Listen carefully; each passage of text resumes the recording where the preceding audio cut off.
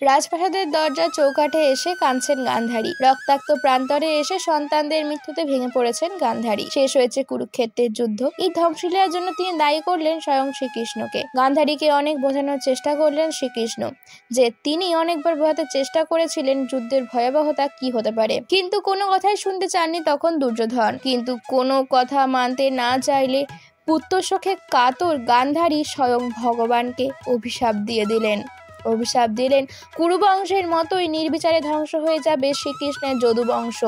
গান্ধারীর অভিশাপকে ভগবান আশীর্বাদ হিসেবে গ্রহণ করলেন।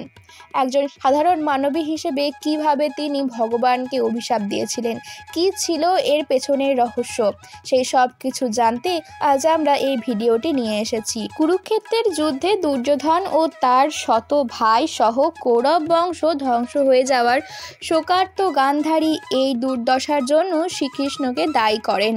তিনি মনে করেন যে শ্রীকৃষ্ণের কারণে এই যুদ্ধ হয়েছে। শ্রীকৃষ্ণ যদি চাইতো এই যুদ্ধ আটকাতে পারত, কিন্তু কৃষ্ণ তা করেননি। সেই জন্য শোকার্ত গান্ধারী ক্রোধে শ্রীকৃষ্ণকে অভিশাপ দিয়েছিলেন, যেভাবে কৌরব বংশ ধ্বংস হয়েছে সেইভাবেই নাকি যদুবংশ ধ্বংস হয়ে যাবে এবং শ্রীকৃষ্ণ আর মাত্র 36 বছর বাঁচবেন। শ্রীকৃষ্ণ গান্ধারীর এই অভিশাপকে আশীর্বাদ হিসেবে স্বীকার করে নিয়েছিলেন, কারণ তিনি জানতেন প্রত্যেককেই তার কর্মফল ভোগ করতে হয়। একবার শ্রীকৃষ্ণের পুত্র শাম্ব তার বন্ধুদের সাথে কয়েকজন ঋষির সাথে ছলনা করার জন্য গর্ভবতী মহিলার বেশে তাদেরকে গিয়ে জিজ্ঞাসা করলেন যে মহিলা বেশে শাম্বের কি সন্তান হবে, পুত্র নাকি কন্যা।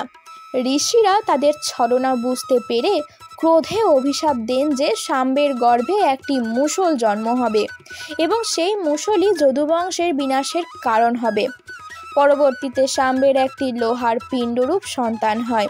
এটি শ্রীকৃষ্ণের কাছে গোপন রাখা হয়। পরে রাজা উগ্রসেনের পরামর্শে ওই লোহার পিণ্ডটি টুকরো টুকরো করে সমুদ্রে ভাসিয়ে দেয় শাম্বের বন্ধুরা। ওই লোহার একটি টুকরো একটি মাছ খেয়ে ফেলে। ওই মাছটি জিরু নামের একটি ব্যাধের জালে জড়িয়ে পড়ে। ফলে ওই মাছের পেট কেটে লোহার পিণ্ডটি বের করে তীরের ফলাও তৈরি করা হয়। পরের দিন ওই তীরে শ্রীকৃষ্ণের মৃত্যু হয়। একদিন একটি গাছে বিশ্রামরত অবস্থায় শ্রীকৃষ্ণ বসেছিলেন।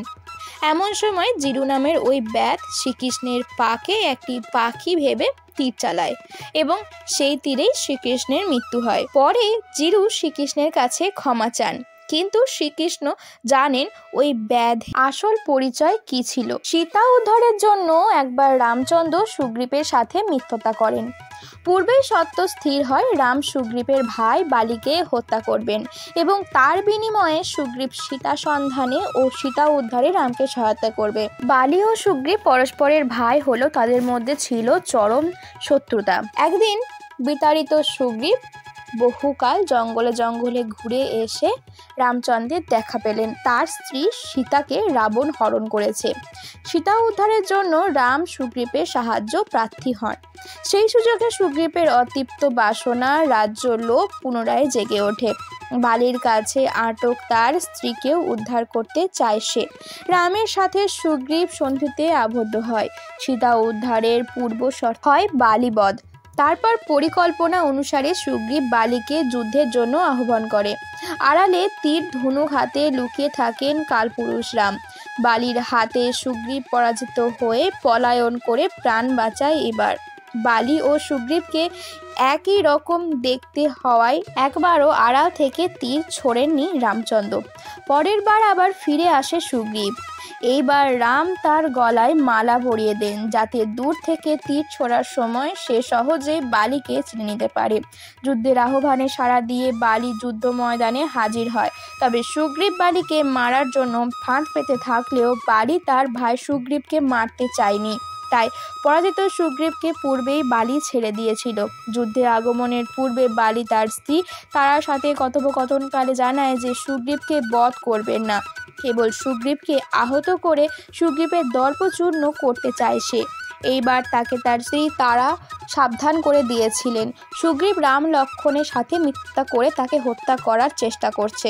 পুত্র অঙ্গদের কাছে তারা সব সংবাদ পেয়েছিল। তারা সতর্কবার্তা শুনে বালি জানায় দশরথ নন্দন রামচন্দ্র যাই করুন না কেন নিশ্চিত তিনি তাকে কোনো রকম অন্যায়ভাবে বধ করা হবে না। এরপরেও বালিকে বধ হতে হয়েছিল শ্রীরামচন্দ্রের হাতে। এর ফলে তারা শ্রীরামচন্দ্রকে অভিশাপ দিয়েছিলেন। শ্রীকৃষ্ণ জানতেন ওই ব্যাধ জিরুই আগের জন্মে সুগ্রীবের দাদা বালি ছিলেন। আড়াল থেকে তীর চালিয়ে মহাবলী বালিকে রামচন্দ্র বধ করেছিলেন। আর সেই কারণেই আগের জন্মের কর্মের ফল এই জন্মে শ্রীকৃষ্ণের মৃত্যুর কারণ হয়। তাই কর্মফল সকলকেই ভোগ করতে হয়, এটা দৃঢ় সত্য। রাধে রাধে।